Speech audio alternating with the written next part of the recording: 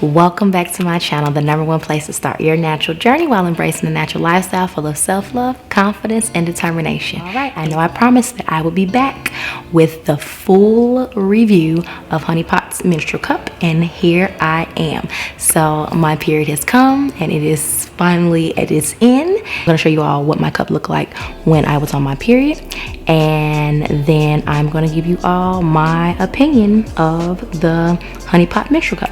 So let's go ahead and jump right on over. But before we do that, if you didn't catch my first video on the Honey Pot and what you should look for when picking a menstrual cup, I am going to leave a card up above. Please check that video out after you watch this video, and let's go ahead and jump in. All right, it's day 1 of my period.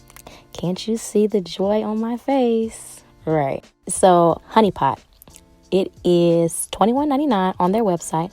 It's made of medical grade silicone, latex free, no harmful chemicals or phthalates. It does come in 2 sizes. I purchased size 2. It is safe to use the cup overnight. That is actually what I'm going to be doing. And you will be able to reuse this cup for up to 1 year. On the instructions, they do provide a picture that illustrates the key areas of the cup, such as the air holes, finger indent, and grip ring. And they also include instructions on how to insert the cup using the fold method, which that is the current method that I use. And before you can use the cup, you must sanitize it, which is standard procedure. And you will do that by boiling the cup in water.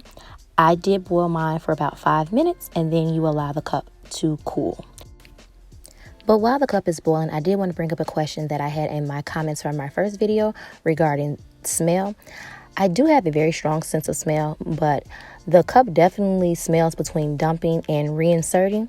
And even when you use the Saalt Cup wash, it still has a little bit of an odor. That's just my opinion. But someone did write in the comments of the previous video, so definitely check out that video, and suggested to use peroxide. And I actually did do that, and it worked. All right, so now I just want to show you guys the difference between the 2 sizes of the cups. You see the Saalt Cup is much smaller than the Honey Pot cup. And then I want to show you how you would insert the cup. This is the folding method that I use, and it works for me. I did sleep with the cup in overnight, and I did remove it the next morning. And at this point, this is when I'm going to show the actual blood. So if you do not want to see it, please fast forward now. So the cup has been up for about 6.5 hours, and it is barely even halfway full. And it was kind of hard to remove the cup, I'm not gonna lie. All right, so what do you guys think? Let's get into my comparison between the 2, Honey Pot versus the Saalt Cup. And this is my little pouch that I carry around with me, because I told you all I carry my my menstrual cup with me everywhere I go. And then it is inside of, now I have 2 of them, but before I used to carry tampons and panty liners in this little pouch. So when I was like at work, so when nobody like, you know, I don't want to take my whole purse to the bathroom, so I just take my little pouch with me, and it's really convenient. It's an ugly little thing. I don't really know what it is, and I don't even remember where I got this pouch from. First, of course, since the video is about Honey Pot, let's go ahead and take the cup, Honey Pot cup out of its pouch, and the Saalt Cup. Like, they're pretty much similar, but as you can see, the Honey Pot cup is much larger than the Saalt Cup. And as you looked in the video, I slept with the cup overnight. It filled it about halfway, is what I would say. I went to bed pretty late, so that was about 6 hours. They say that you can keep the cup up there for 12 hours, and I feel like another 6 hours I would have got up to the top. So I do want to say that I am convinced now that my Saalt Cup is too small for me. So my flow is just a little too heavy for me to use this cup during the beginning of my cycle.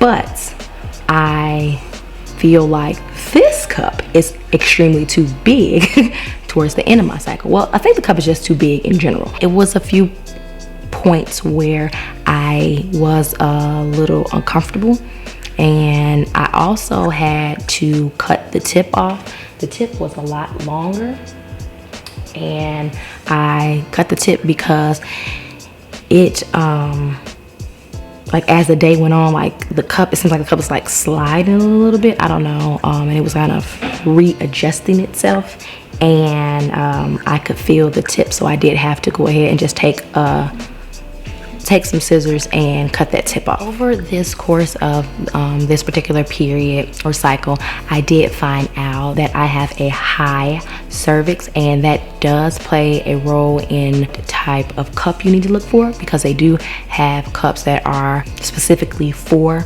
low cervix, or if a woman has a high cervix. So I'm thinking that that's going to be my next cup that I try. I'm going to do a little bit more research and pick a few cups that are for women that have a high cervix, and I'm going to test those 3 out if I can find 3, but not 100% sure yet. But that's my goal, because I will say that although not too much to menstrual cups, right?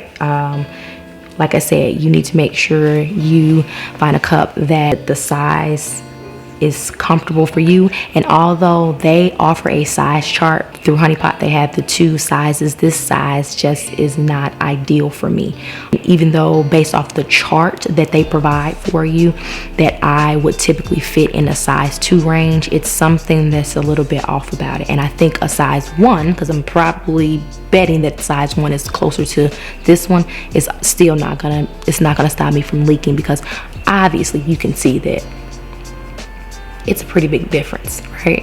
It's a pretty big difference. So this is probably the reason why I've been leaking for all these months, because I just cannot hold as much blood inside of this. Let me make it close so you can get to see inside of this cup as opposed to this one.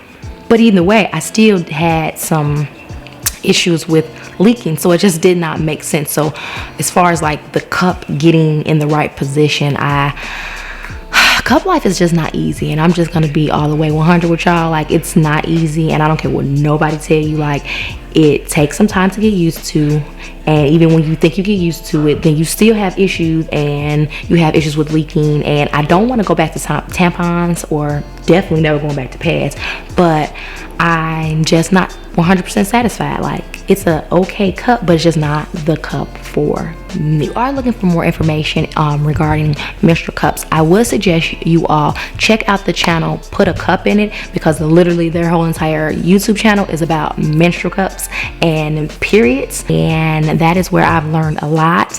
I can't say like I go to their channel all the time, but I have watched a few of their videos, and that is where I found out how to test whether you have a low cervix or whether you have a high one. So I am again still learning about my body and what I need in a menstrual cup.